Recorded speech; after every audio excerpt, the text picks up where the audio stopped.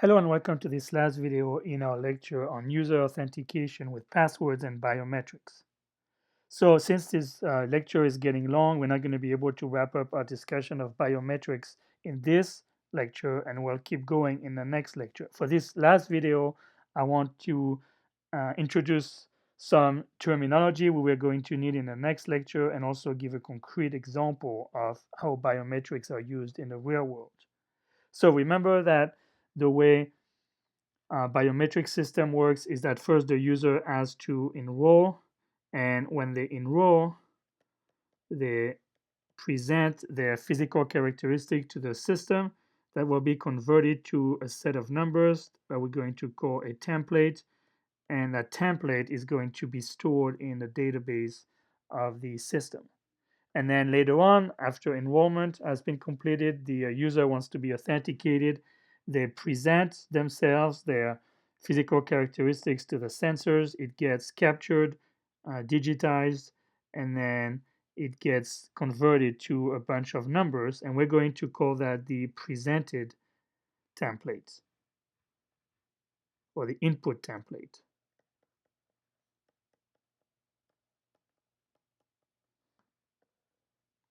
So again, the stored template is the one that was created for the user at enrollment time, and then the input template or the presented template is the one that the user uh, presents at the time they want to be authenticated.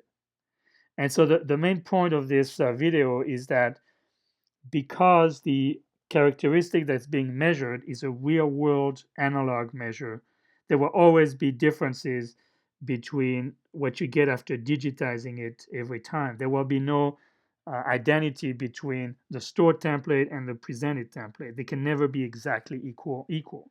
Think about your facial characteristics that you recorded during enrollment. When you show up a month or a year later, even though your eyes are still located at the same distance apart from each other and the nose is still in the same place, there will be some minor changes based on your facial expression that day and so on and so forth. And this is true for every biometric measure, including fingerprints and so on and so forth. So the thing to realize is because there will never be an exact match between the stored and presented template, there will be errors. So the accuracy is not going to be 100% like for password matching.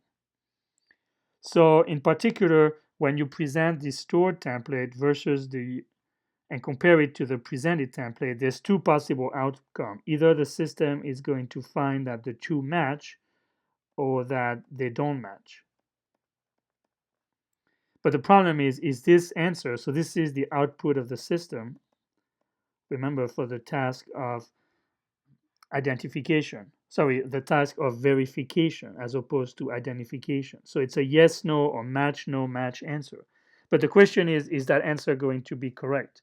While most of the time, hopefully, but not always, there will be errors. And the thing is, there are two kinds of errors. There is the situation where the system output match, but it was not a match. So this is called a false match, right, or a false positive. And this is bad in the sense that the user was um, verified as who they claim to be, even though they were not. So that's pretty bad situation in terms of security. That's the worst case situation. Now the other case of error is when the system outputs non-match, but it turns out that the two templates were identical, meaning the person who presented themselves was indeed the person they claimed to be. So in that case, we call that a false non-match, where the system output the non-match output, but they were actually supposed to say yes. So this is called a false negative. And even though this is also a bad output because it's an error, it's not as bad as this one in a way, because what this means is someone who was supposed to be verified ended up not being verified. So it's a little bit frustrating for that user because even though they were not impersonating anyone, they were not able to get into the system. But it's not as bad as this system where this case where someone who was impersonating someone else actually was able to get into the system. So the bottom line is I wanted to introduce those terms of false match or false positive and false non-match or false negatives, because we're going to need them in the following lecture when you study biometrics in a little bit more details in terms of their performance. But before I wrap up this lecture, I want to focus on one particular example, which we haven't done yet, of a biometric measure called the fingerprint minutiae. So, as you probably know, a fingerprint is just a pattern of ridges and furrows on the surface of your fingertip. And it is believed that everybody in the world has a different fingerprint from anybody else in the world. And so far, it's pretty much verified, I think. So, what are those minutiae that we're talking about? What are the features that a fingerprint is made of? Well, there are quite a few features, but the one we're going to focus on is the shape of those ridges. Um, and in particular, there are three main. So we're going to ignore in this short introduction all the other patterns, like the bifurcation of the ridges, how they split, the Y-shaped ridges, and so on and so forth. We're just going to focus on the shape of those ridges. And I have a picture here of each one of the three kinds of patterns. And because they're a little bit hard to read, I'm going to, or to decipher, I'm going to zoom in a little bit more, and I'm going to try and define for you what those three patterns are. So the easiest one to see is the arch. The arch pattern is when the ridge starts from one end of the fingerprint, enters on this edge, then it goes up and down like an arch, and it exits on the other side of the finger. So this pattern is called an arch. And then another pattern that's pretty easy to see is the whorl. So the whorl is when you have a circular pattern around a center point. So like here, you have these ridges that go like this, okay, like a spiral. And then finally, the third pattern of the ridges is called the loop. And this is where you enter on one side of the finger, you do some looping, and you get out on the same side. So this is a little bit hard to see here, but you can see that there's some ridges that actually go like this. They come down here, then they turn back on themselves, and then they get out again here. So this is what we call a loop. So the bottom line is, when you put your thumb or your finger up a scanner, fingerprint scanner, it's basically capturing these patterns. And remember that the way this works is that you first have to get enrolled in the system. So this is a picture of what happens when you enroll in such a system using fingerprints. Is the first thing is you put your finger against the sensor, and it will just capture a digital image of your fingerprint. So this is the raw image, although this is where the conversion from analog to digital happens.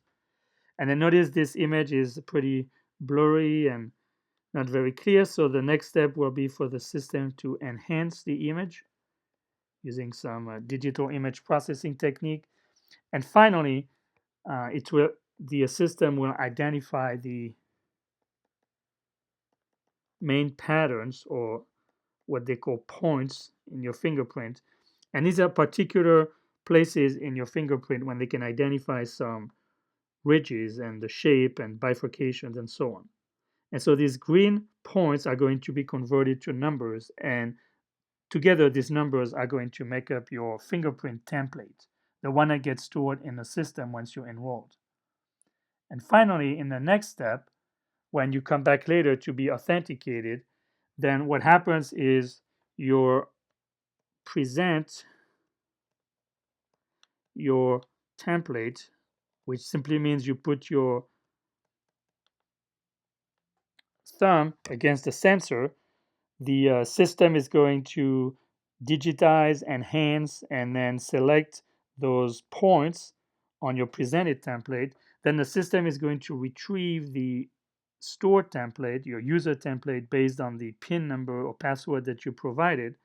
So this is the stored template retrieved from the database.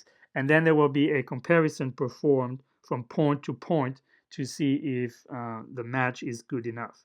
Now, as I said before, the match will not be 100% because even for fingerprints, even though they're not supposed to change throughout your life, you have very varying characteristics when you come and present your template. For example, depending on the humidity or the of your fingers, the dryness, and the cleanliness of your fingers, and so on, the presented template will never be an exact match to the stored template.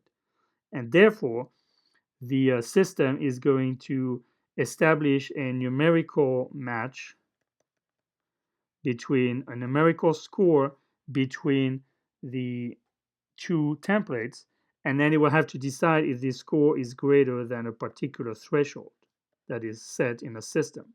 And if the score is higher than the threshold, the system will declare a match, otherwise it will declare a non-match. And you can see that in cases where the match is not close enough, there could be some false positives and false negatives.